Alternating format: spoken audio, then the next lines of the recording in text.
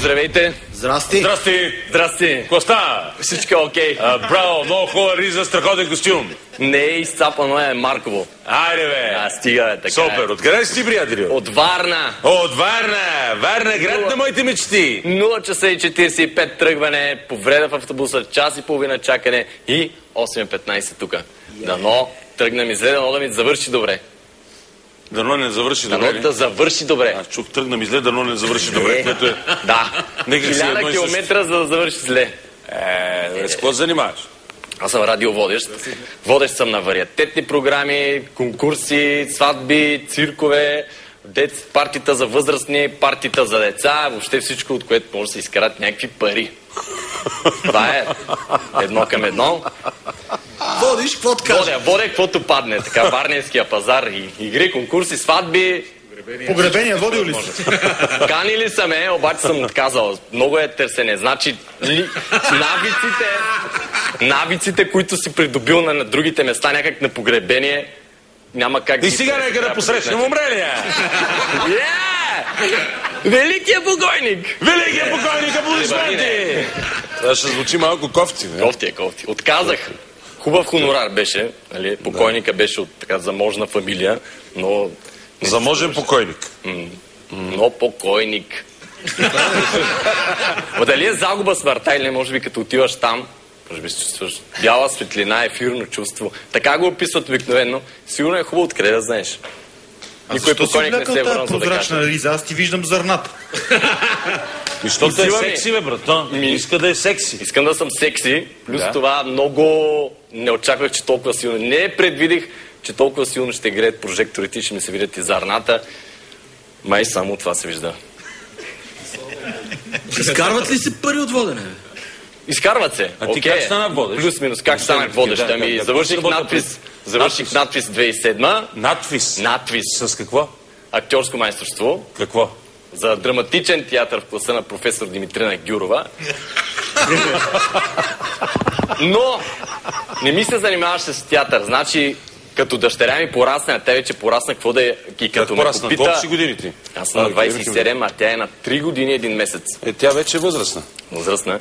И след няколко години, като ме попита, тате, дай пари за нови дънки, аз няма как да й кажа, тате, театър е по-важен. Тя на 5 стане ли почва дънки да иска? Тя от сега иска, татко искам, татко дай. Тата хочу, тата дай, понеже тя е, жена ми е сръбкиня. И как се разбирате с нея? Трудно, като се караме на сръбски, като се обичаме на български. Искам да ти поставя една актьорска задача. Аз съм си подготвил нещо, но добре.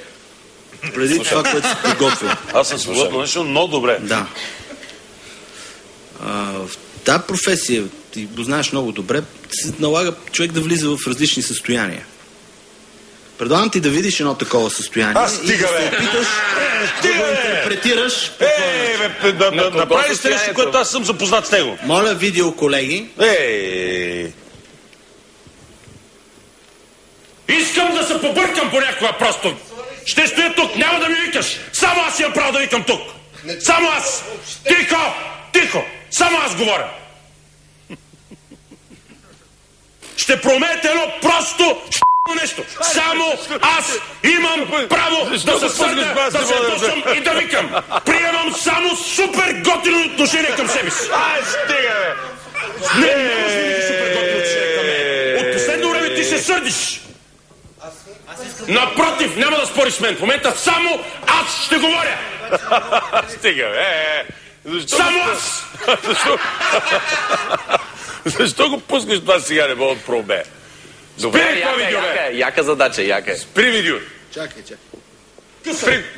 Имам необходимост да имам връзка с вас непрекъснато и Спри го, само добро отношение. Спри това сега, защо? Иване, моля те, иди седни на дивана. Да видим как ще се справим.